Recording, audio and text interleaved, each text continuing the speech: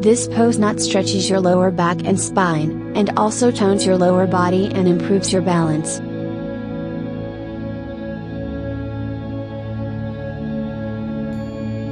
Stand with your legs together, bend your knees, sink your hips back like you are sitting on a chair. Bring your hands together into a prayer pose at the center of your chest. Exhale, twist your upper body to your left, rest your right elbow on the outside of your left knee and turn your gaze to the sky. Hold this pose. Breathe naturally. Don't let your knees go over your toes. Keep your weight in your heels.